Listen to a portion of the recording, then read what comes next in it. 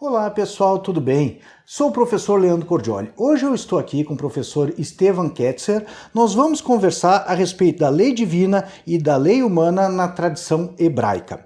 O professor Estevan, ele é psicólogo, é mestre em letras, doutor em letras e formado em psicologia pela Pontifícia Universidade Católica. Ele é também professor, escritor e psicólogo clínico. Atualmente, ele pesquisa os diferentes usos da criatividade no espaço clínico. Tudo bem, professor? Como é que vai o senhor? Tudo bem, tranquilo. Como eu havia conversado com o senhor, eu andei estudando a Torá, porque há várias narrativas, várias histórias bíblicas de que se remete tanto à lei quanto à justiça, né? Então, eu assim fiquei muito impressionado, são sempre histórias que comovem muito em razão, né, da justiça e das injustiças e dos percalços, né, que aquelas pessoas passaram, né? Então eu queria ver com o senhor, assim, no canal aqui, Sim. o pessoal que nos assiste, são pessoas que têm um vínculo, interesse tanto em filosofia, quanto em religião, quanto em direito. E essa questão da lei divina e da lei humana na Torá é um dos principais, eu acho, alicerces, assim, da tradição ocidental. Como é que começa essa questão da lei no Antigo Testamento ou na Torá? Aliás, como é que é essa questão, a Torá e o Antigo Testamento, como é que isso se organiza, essa questão, né, na tradição hebraica? Sim, para começar, né, entender um pouco sobre o que são esses livros, também já começa por entender um pouco o que é a tradição hebraica propriamente dita, né, ou judaica também. Se a gente for pensar um pouco mais lá naquela tribo de Judá, que era um dos filhos do Jacó, né? Mas especificamente falando, né, a gente tem um Velho Testamento que é chamado de Tanakh, né? O que seria Tanakh? Tanakh é composto de 3 livros, né? A Torá, que é um deles, que é o Pentateuco, os 5 principais livros, que teria sido atribuído a Moisés.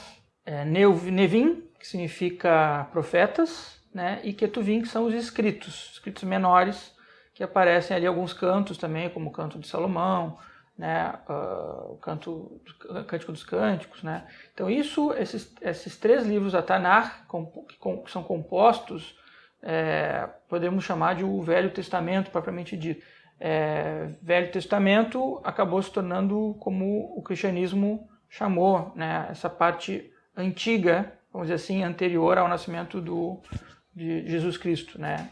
E depois houveram outros livros que foram sendo incorporados também aos poucos dentro da tradição judaica, né, como o Zohar, que é um livro muito importante, escrito pelo Shimon Bar Yochai e o Rabi Akiva também, que era o seu grande mestre, né? Uhum.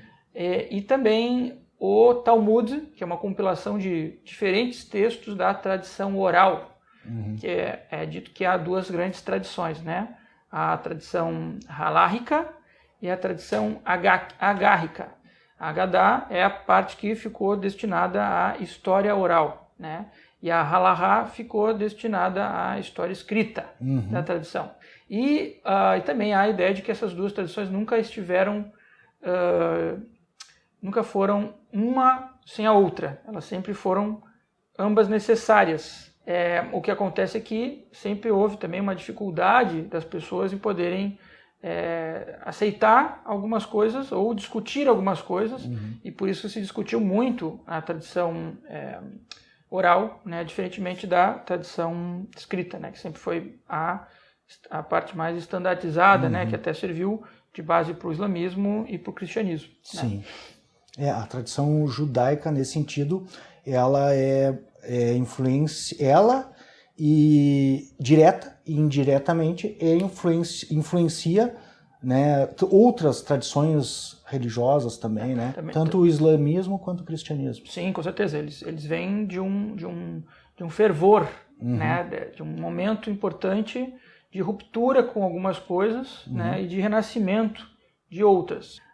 Mas também a gente não pode esquecer que a tradição judaica também bebe de antigas fontes sumérias e egípcias também. E essas fontes são muito antigas, muito anteriores, e também a própria tradição judaica vai fazer uma ruptura com aquilo que estava dado pelos sumérios e pelos egípcios também. Sim. Né? Como é que começa, então, essa questão da lei? Eu acho que no caso, né, da Torá, primeiro da lei divina, né? Como é que surge essa questão da lei divina na Torá? Bom, nós podemos falar um pouquinho dessa primeira frase emblemática da Torá, né, que é Bereshit bara Elokeinu et hashamayim ve'eretz. Né? Então, no princípio, Deus criou os céus e as terras. Né? Esse no princípio já é uma frase muito interessante, né? Porque ela já mostra que houveram dois começos. Né? Bet é uma letra, é a letra 2. Shamayim é a mistura de fogo e água. Isso é o céu. Fogo, água, criou tudo. Né? E depois aqui a gente vai ter a terra. Né? Depois nós vamos ter a terra. Depois um período, 6 ciclos de criação, que foram chamados na Torá de 6 dias. Né? E no 7º, um descanso, um momento parado. E a última criação de Deus foi o homem. Né? E ele disse, está bom. Né?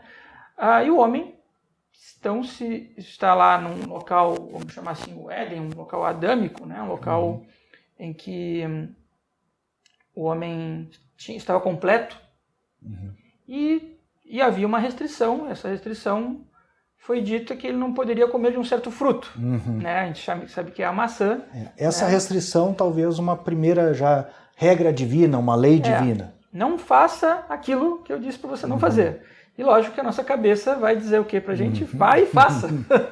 Disse não, a gente não quer saber do não, a gente quer saber do fazer. Justamente porque é proibido. Justamente porque nós temos uma vontade do proibido. Nós queremos conhecer o que tem do outro lado. Isso é humano, muito humano isso. E é importante isso também, né? E talvez às vezes a religião erre um pouco nisso também, né?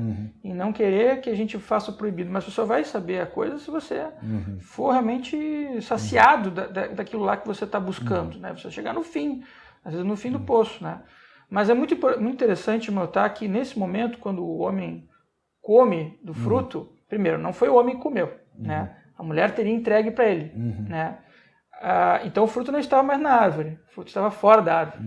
E se ele estava fora da árvore, então o homem não comeu de um fruto vivo, comeu de um fruto morto. Mas ele comeu e ele achou que era culpado de fato de ter comido aquele fruto.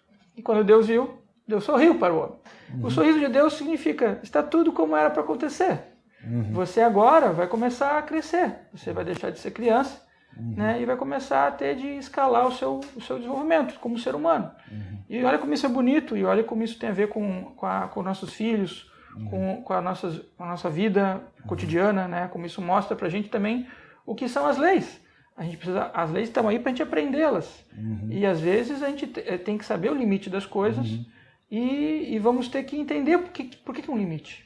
Né? Por que é um limite? E por que é um limite que é bom para nós mesmos? Porque é um limite, mas é um limite, como conversávamos agora há pouco, né? Por exemplo, na educação das crianças, os pais devem impor limites, mas por muitas vezes as crianças podem não compreender esses limites como algo bom para elas, né? Como restrições para elas, mas ao mesmo tempo, quando o pai impõe esses limites, um bom pai, ele está pensando no bem da própria criança, né? Sim.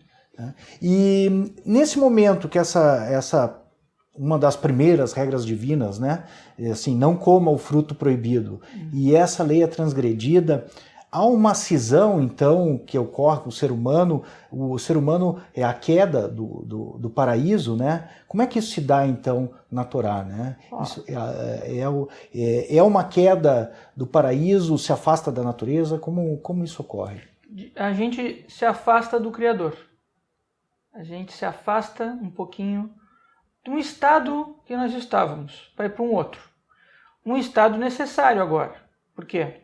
Porque nós precisamos aprender agora, com o corpo físico, com as limitações humanas que cada um tem dentro de si, nós vamos ter esse ser que havia lá, esse ser espiritual, Adão, né? Ele vai se fragmentar, vai deixar de existir. E vai começar a nascer uma outra coisa, né? Vai nascer uma vontade humana em querer reunir esses pedacinhos que quebraram. Né? Por isso que a gente gosta, às vezes, de se unir com os amigos, se unir com família, né? Por isso que a gente escolhe também quais são as nossas amizades, porque a gente quer voltar a fazer parte de uma coisa maior do que nós mesmos, né? É o que a gente chama de o transcendente, né? O lado grande de Deus, né? O transcendente, é o que está para além do nosso lado pequeno aqui, que seria a nossa entrada dentro de nós mesmos, né? E essa busca por que é isso é a questão das nossas vidas também, né? Será que isso está no nosso trabalho? Será que isso está na nossa relação com pai, com mãe, com esposa, com filho? Onde é que está isso, né? Cada um vai ter um lado que vai pesar mais, por isso você vai ver gente que é mais sozinha, gente que é mais gosta mais de festa, vamos ter os diferentes tipos de vontades de se reunir esses pedacinhos que ficaram desconectados nesse momento de ruptura com aquele processo da criação. E aí o homem é homem mesmo. Aí é o homem em busca de algo que ele perdeu. Quer dizer, nós todos perdemos, né?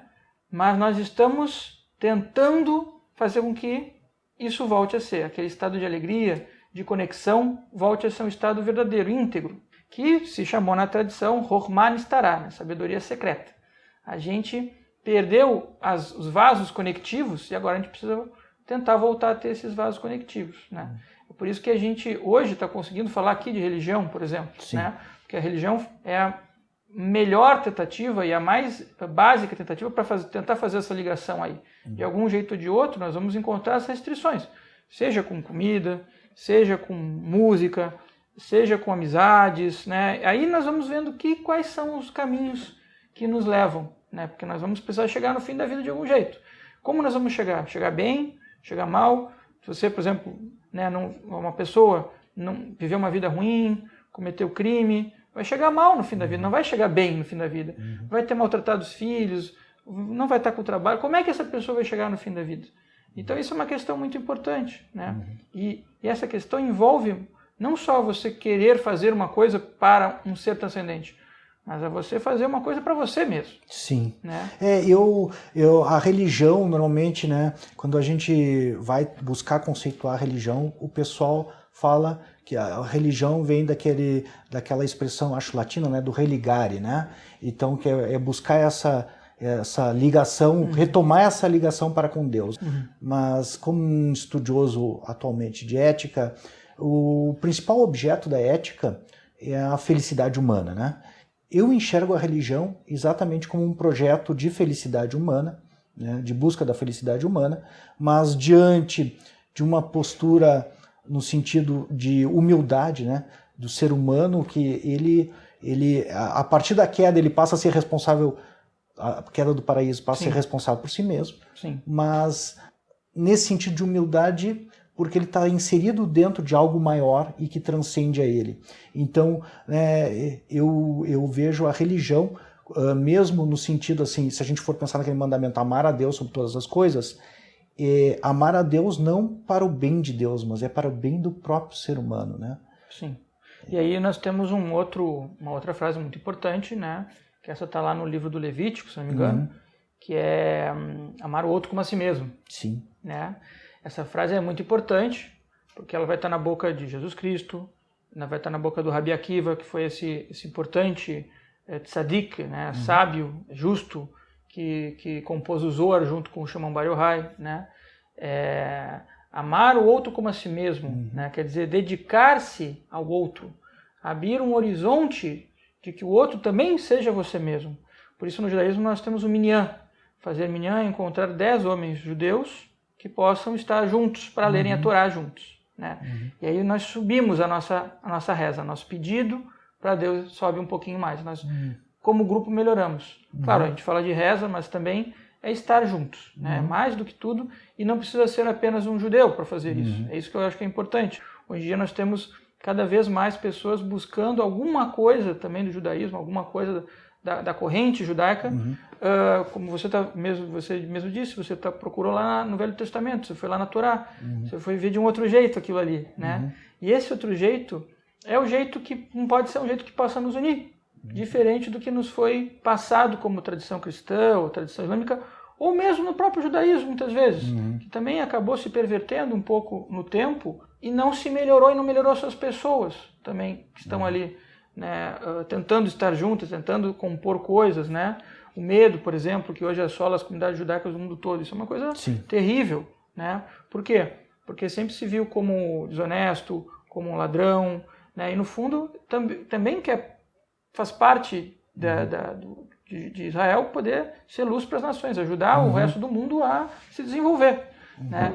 E infelizmente isso às vezes fica um pouco esquecido também da importância e de diferenças que existem, que existem, né? Como há pouco comentávamos, né? A religião judaica e a tradição judaica, ela influenciou, assim, eu acho que é a maior influenciadora do Ocidente e talvez do Oriente também, né? Sim. Porque a Torá acabou por influenciar tanto o cristianismo, o catolicismo, mas também a própria religião muçulmana, né? Todas descendem da mesma tradição.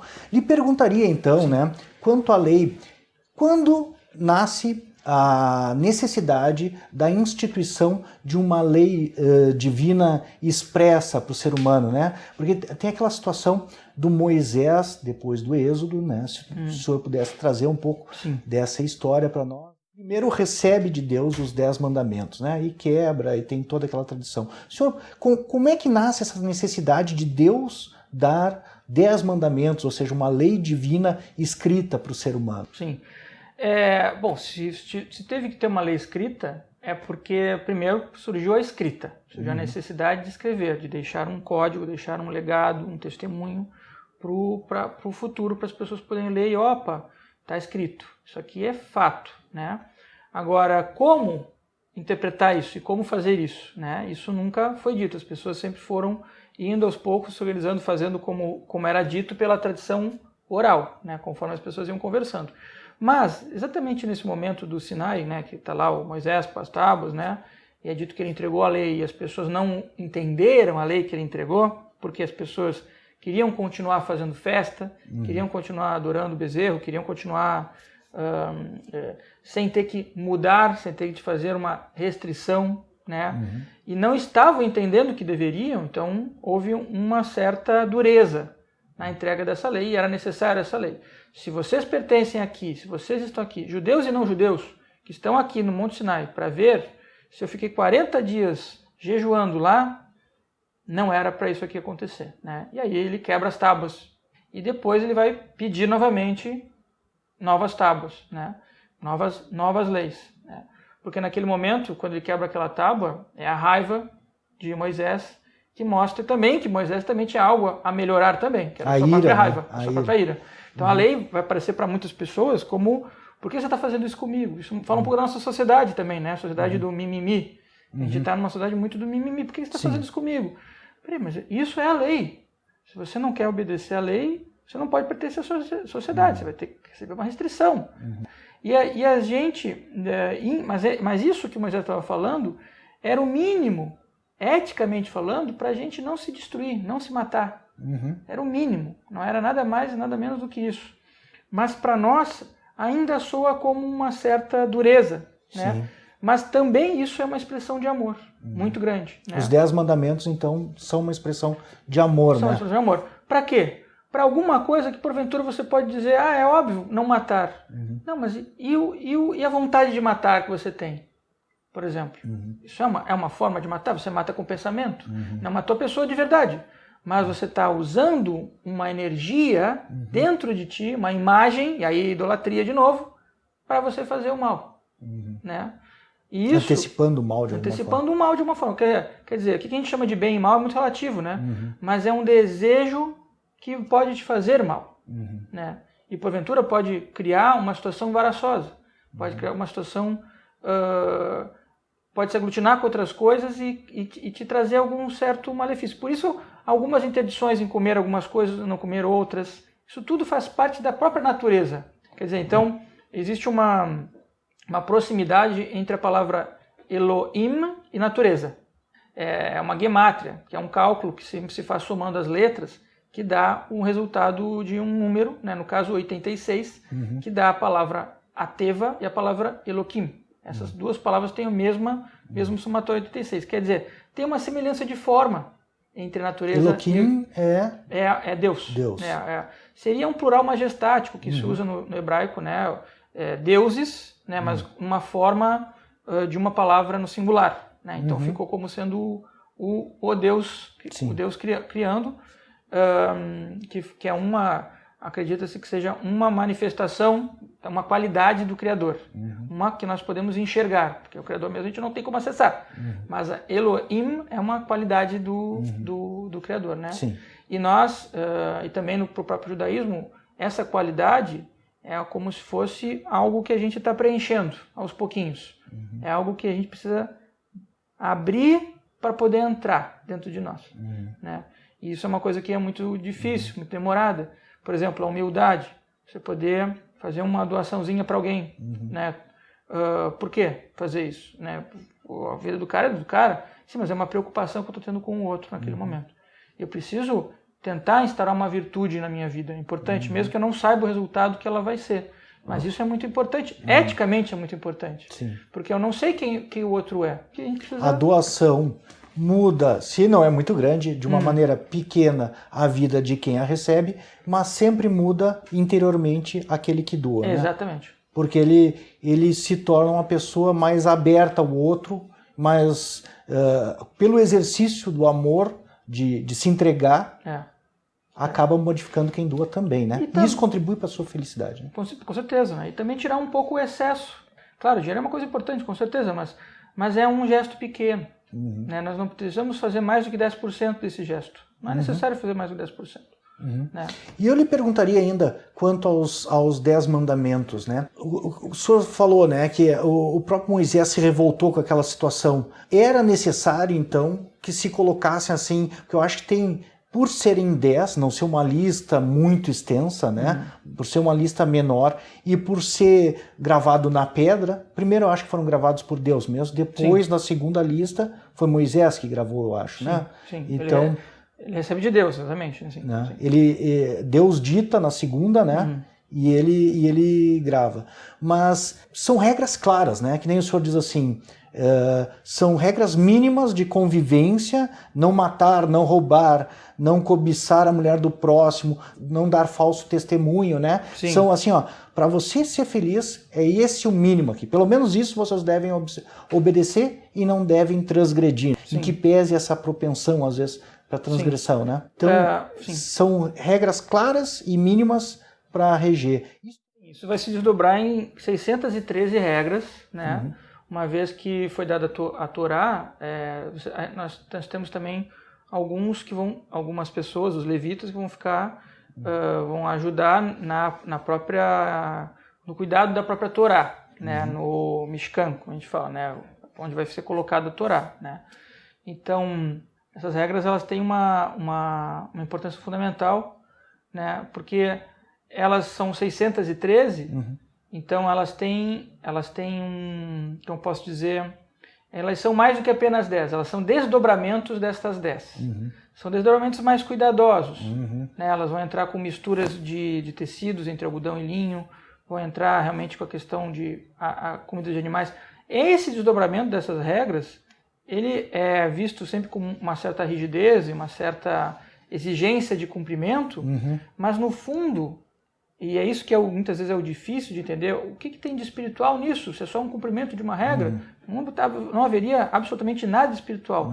Mas qual dessas 613 é a que te toca, por exemplo, a que é difícil de você se aproximar. O senhor poderia dar exemplos, então, de normas positivas e normas negativas no Antigo Testamento e na Torá, nessas 613 regras que o senhor falou, que são especificações dos 10 mandamentos? Bom, exemplos positivos e negativos não faltam, porque são 248 positivos e 365 negativos, né? Mas por exemplo, negativo, né? Um positivo muito bom Deus é como a primeira e mais importante de todas as coisas, né? Um outro positivo muito importante, orar todos os dias, né? O uso de tzitzit, que é uma vestimenta que você lembra que você tem que cumprir esses 613, né? Por quê? Porque quando o templo voltar, nós cumpriremos as 613, né? O templo de Salomão, o terceiro, esse que está por vir, né? Que também foi profetizado. Esses seriam exemplos que poderiam ser pensados como exemplos positivos, né? E temos os negativos também, né? Por exemplo, não comer carnes de animais ruminantes com casco fendido, não comer animais rastejantes, né? Então isso inclui todos os insetos, nem coisas que venham desses animais, né? Com exceção do mel, porque se descobriu que o mel ele não vem do estômago da abelha, ele vem de outra parte da abelha. Então é o único animal que você pode comer alguma coisa que não é kasher, que você pode comer é o mel da abelha.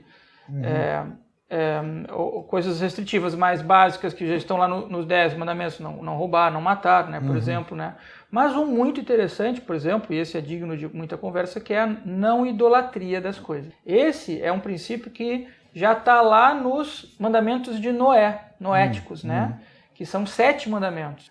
Nós, os ocidentais, não precisamos cumprir esses 10 nem esses 613, né? Os não-judeus podem cumprir os 7, né? Os 7 mandamentos de Noé, que é não idolatria, não matar, não roubar, não cometer iniquidades sexuais, não proferir falso testemunho, não maltratar animais e fazer tribunais de justiça. Olha que interessante, né? Então, todos aqueles que não são judeus, né, eu me incluo nós, porque a gente está na mesma sociedade, também devemos fazer tribunais de justiça. Né? Não devemos cometer idolatria, que é o maior de todas as questões. E o que é não cometer idolatria? Por exemplo, o ego, né? Como é que é visto o ego? Porque a gente chama de ego. Ego é eu do latim, né? Mas o ego, na tradição judaica, é Satã. Satã, que vai dar origem à palavra Satã, né? Significa opositor. Quem é o opositor do Criador? O nosso próprio ego, o nosso desejo de comer aquela maçãzinha, né? Por isso que também o judaísmo acabou criando também formas mais de conversa dialética, né? Depois lá na Lituânia, no século XVII, eles criaram nas yeshivás a conversa entre duas pessoas, né? E através disso os seus próprios entendimentos sobre como pensar a Torá, porque você precisa interpretar a partir de você, do que você entende, não somente do que os outros estão dizendo. Aquilo ali é importante para ser um guia, mas você tem que entrar pelo que você está dizendo. Que os rabinos, aos poucos, eles criaram um anagrama chamado Pardes, que significa pomar, em hebraico, né? E o parmes é uma palavra acróstica que possui 4 palavras, né? Pashut, Remes, Dresh e Sod, né? Quer dizer, existe um nível de vida, de existência, que ele é literal, que é a coisa tal como ela é. Existe um nível de significado, o que aquela coisa significa. Um nível Dresh, que é um nível interpretativo, de entendimento interno daquela própria coisa, como é que ela se relaciona com outras coisas, né? E o nível Sod, que é como é que a coisa é dentro de você, como é que é você com você mesmo. Esse nível aí é um nível que sempre foi considerado pela maior parte dos rabinos como um nível que deveria ser o último a ser estudado. Mas se você não conhece você mesmo, como é que você vai ascender? Você precisa conhecer quem você é. Então, hoje em dia, você tem privilegiado muito mais esse nível, né? O nível Sod, em detrimento dos outros, porque os outros acabam virando uma história que não faz muito sentido se não for vivido dentro de você mesmo. Né? Então, o Sod hoje, cada vez mais, tem sido valorizado, principalmente pela tradição da Cabala. A Cabala é a parte mística do judaísmo que fala muito dessa parte do secreto, né? Do segredo dentro de você. Me diga uma coisa agora, retornando lá para a questão da lei nos 10 mandamentos. Há uma questão do pacto também que é feito entre Deus e os homens, né? E o ser humano, quando é dada aquela lei, né? Há um pacto. Essa ideia de pacto, ela é uma ideia tradicional na religião hebraica e funciona como isso? E por que a necessidade de um pacto? Sim. Bom, o pacto, né, ele é uma coisa muito, muito importante, né, que vem já no nascimento, né, que é o Brit Milá, né, o pacto da palavra, né, que estranhamente é uma circuncisão. O pacto da palavra é uma circuncisão, né, você cortar um pedaço do teu prepúcio, né. Então desde que você nasce, você já entrega uma parte para Deus, uma parte que não é você, uma parte para fora de você mesmo. Isso já é um pacto.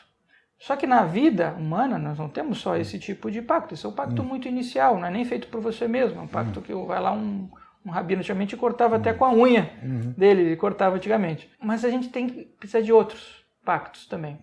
Pactos do que nós pensamos sobre o outro, sobre nós. Pactos do que nós falamos. Será que eu vou falar vai machucar? Será que não vai? É difícil se conter nesses momentos. Esses são os pactos mais difíceis que a gente tem que fazer. Mas esses, olha como é interessante. Quando você fala uma coisa que sai ruim, parece que, sujei tudo. Fiz uma sujeira feia. Isso já é um nível bem difícil de controlar em matéria de pacto, né? Porque esse tipo de pacto é que precisa ser valorizado, porque isso atinge todo o nosso entorno, toda a natureza das coisas que estão em volta de nós.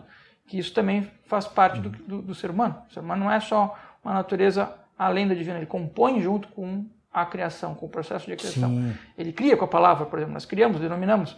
Deus nos deu o direito, novamente lá no Gênesis, né, de poder, ao falar, nos aproximar dele, denominar as coisas. Eu vou te tornar semelhança minha. Você pode falar, você pode dizer o que aquela coisa é na sua essência pelo nome dela. E isso é de uma profunda força de enunciação, né? Você enuncia e você dá vida àquilo ali, né? Por isso que também a tradição cabalística acabou fechando e focando muito nos nomes a serem pronunciados, na forma de falar a palavra, de pensar as letras, a composição das letras, para que esse pacto possa estar integrado na vida humana, né? Para que isso não seja uma lei morta, mas uma lei viva, uma Torá viva também, como propõe Maria Kaplan na sua tradução da Torá, né? E perguntaria então, e nesse caso do pacto divino, né, que o pacto é feito com o povo hebreu ou com Moisés, né, quando ele dá as leis, né, dá as tábuas da lei? Isso é muito, muito, muito importante, né, porque nós temos outros pactos que foram feitos. Noé fez um pacto, Abraão fez um pacto, o Moshe fez um pacto, renovou o pacto, né? Trazer as tábuas não foi só trazer as tábuas no sentido literal de uma lei, mas também foi trazer a voz de Deus para as pessoas. Né? Então, Alá, um pouco acima do Monte Sinai, ele vai dizer, a primeira palavra que ele vai dizer é Anochi, né? Uma palavra egípcia, que significa eu sou. As pessoas lá embaixo não entenderam aquela palavra Anochi, eu sou. Elas ouviram um ruído. Então já houve uma interrupção. Isso não sei o que estou dizendo, Maimônides, né? Já houve uma interrupção, um barulho que dificulta as pessoas de entenderem o que essa lei é, porque elas vão começar a interpretar como uma lei escrita normal, e não como uma lei interna, viva, mas como uma lei morta, uma letra morta da lei, como se diz, né? E aí a coisa está muito complicada quando começa a ir para aí. As pessoas vão tentar fazer aquilo ali tal como uma obrigação. Em parte é uma obrigação, mas em parte tem que ser uma descoberta. Tem que ser uma descoberta. A vida humana precisa ser uma descoberta, independente da religião, do credo que você acredita, né? E isso também é fazer parte do pacto. É o pacto oral. Não é ler porque você entendeu, você pode passar uma prova ou porque vai dar certo, mas a leitura é quando a gente esbarra na leitura, quando a gente esbarra no nosso jeito de sentir, de tocar, de ser tocado por aquilo ali. Né? Quando numa sessão de terapia alguém diz uma coisa e aquilo ali é verdade, eu nunca tinha pensado. Esse tipo de reação que são as reações importantes na vida da gente. Né? Quando a gente se modifica a si mesmo, deixando se influenciar por algo assim, né, positivamente, né? Sim. Muito interessante. E a gente falou, por enquanto, assim, de lei divina, né? O senhor falou dos 7 mandamentos, ou dos 7 bons princípios de Noé. Nós falamos dos 10 mandamentos, falamos dessas especificações, dessas 613 regras, né? Mas é a necessidade, o senhor já até falou um pouco, né, da instituição de tribunais de justiça, mas a necessidade de lei humana e direito político surge na tradição hebraica ou é um fenômeno mais moderno? Essa é uma excelente pergunta e, de fato, surge na tradição hebraica. A figura de Moisés, além de ser a figura que funda a religião, ela também funda a ciência. Por que ela funda a ciência? Porque o faraó era a personificação do cosmos também, de toda a cosmologia que existia. Então ele regulava não só a vida política, mas a vida para além da vida política, a vida astrológica, astronômica, universo. Né? E Moisés vai dizer, não, um homem não pode fazer isso em vida. Isso sim é a idolatria. Né? Além dos pequenos deuses que eram cultuados, isso também é uma idolatria. Você idolatrar um homem como ele sendo Deus. E isso não pode acontecer. Se nós temos de receber as coisas, temos de receber de Deus, conforme Deus vai nos dando a possibilidade de receber. Então, nós passamos a usar a penicilina porque tivemos a tecnologia para poder usá-la, porque conversamos, fomos estudando, fomos pensando como ajudar melhor, e se revelou a penicilina, que foi, de uma forma muito interessante, sem querer. A penicilina se desenvolve sem querer, não foi porque o cara estava querendo encontrar, mas foi sem querer. Mas já existia o desejo, a vontade de comportar dentro de um pequeno vaso para poder receber penicilina. E a tecnologia humana vem sendo desenvolvida desse jeito. A gente vem tentando, aos pouquinhos, receber mais, cada vez mais. A nossa sociedade tem ido muito para esse caminho, né, de receber mais. Então, a fundação da ciência moderna e da lei, tal como a gente poderia entender modernamente, vem nessa ruptura que Moisés faz, né? Que é uma ruptura realmente diante de todo um quadro que não tinha saída, inclusive para o próprio povo judeu, que era um povo que estava escravizado no Egito, que não tinha mais saída, não tinha mais diálogo com o faraó, né? E é isso que Moisés vai propor, um pacto, sim, um pacto renovado, mas agora um pacto em que o homem tem um local específico no processo da criação. Ele não precisa fazer coisas que ele não fazia antes. Ele vai precisar fazer algumas coisas que ele fazia antes, ele vai precisar ter a lei, ele vai precisar ter esse sentido de ordenamento das coisas, mas porque essa é a função humana, não é a função de Deus, dele ser um Deus, né? Ou agir como um Deus diante dos seus iguais. Então há também uma democratização maior também disso, né? Sim, enquanto antes o faraó representava uma figura divina, política, e era absoluta no sentido total, porque ele não era nem um representante de Deus, ele era Deus na Terra. Deus na Terra, ele era o próprio Deus na Terra. Agora há uma cisão já, então há Deus, mas há já a instituição de uma ordem terrena, política, né? E que ela está aqui em nome de Deus, mas Moisés mesmo não é Deus. Ele está aqui como uma pessoa que faz a ponte entre Deus e o ser humano. Eu acho que aí há uma evolução, inclusive em termos de teoria política, né? Assim, um primeiro passo no sentido de laicização, inclusive, né? Aqui me parece, e eu lhe confesso que eu nunca tinha pensado a respeito, já há um primeiro passo em que é instituído um governo assim político em nome de Deus, mas não é o próprio Deus na pessoa do faraó que governa. Né? Tanto que o que é interessante a gente notar é que quando a gente tem a ideia de que exista um Deus, né, com algumas leis mínimas e normais para nós não nos destruirmos, depois haverá nos tratados que seguem no Êxodo, né, a discussão sobre juros, por exemplo, ou quem pode ser escravo de quem, por exemplo. Então, por quê? Porque o Itró, que é o sogro do Moisés, que não era judeu, vai dizer para o Moisés, olha, você deveria começar a organizar pessoas para organizarem essa multidão que tem aqui, porque senão as pessoas vão se destruir. E dito e feito, ele estava muito certo. Eles começaram então a fazer uma organização do que era dívida, por exemplo, do que era para cada um, como fazer essa divisão ali, do que era cabível para cada situação. Esse tipo de organização é humana e é necessária, tinha que estar, e que bom que está na Torá, para você ver que é uma lei que nós usamos até hoje, né? Escrita por Deus, mas para os homens fazerem dela bom uso, para os homens usarem ela com parcimônia e com uso adequado. Isso é muito importante, porque não só você está entendendo o que está acontecendo, como você pode julgar e você pode aperfeiçoar isso em casos específicos, que você vai precisar ter discussões entre essas pessoas que estão julgando para poderem determinar o que é de cada um, que é o que vai acontecer no período do Sinédrio, né, quando eles vão começar a fazer leis que vão sair um pouquinho da alçada do que estava só na Torá. É daí que nós vamos ter um outro texto muito importante, que é o Talmud, que é uma discussão extensa, complexa, pormenorizada do que é de uma discussão jurídica propriamente dita, né? E isso fecha com o que o senhor havia falado agora há pouco, né? Que o homem é chamado a ser co-criador, a ser uma criatura que é também co-criador junto com o seu criador, também na esfera política, né?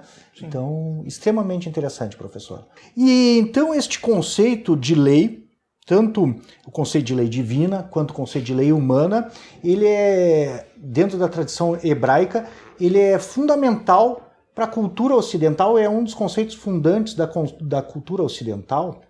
Tão fundamental que talvez por isso a nossa sociedade não esteja mais conseguindo pensar a lei. A lei, ela tem um princípio conservador muito importante dentro dela. Quer dizer, nós temos a lei para que ela possa nos ajudar, nos guiar.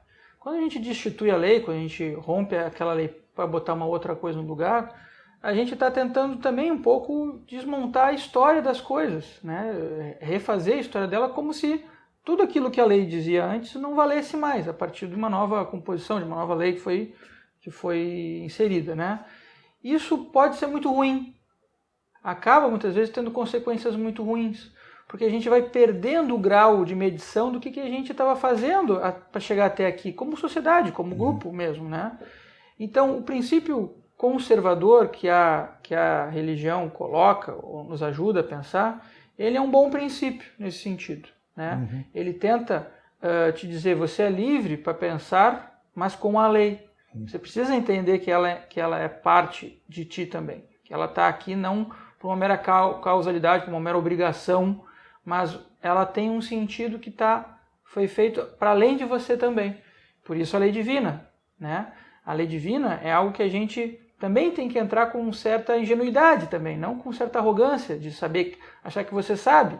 Nós não sabemos, foi colocado daquele jeito, mas e a explicação daquilo nem a nós cabe. Está para além do que apenas está envolvendo uma ação tua. Não por nada, mitzvot também tem a ver com ação. Bom, professor Estevam, adorei o nosso papo, né? Eu vou encerrar então agora esse primeiro bloco, aproveitar o gancho do professor Estevam, que falou de viver a lei e viver os 10 mandamentos, a lei divina, mas também, né, as leis humanas como algo que são princípios internos nossos, bons princípios, né, para a gente viver melhor. Então, eu vou aproveitar esse gancho que o professor Estevam deixou para convidar vocês para assistir o nosso próximo vídeo, a nossa próxima conversa. Não esqueça de assinar o canal e curtir o vídeo. Um abração, uma boa semana do professor Leandro Cordioli.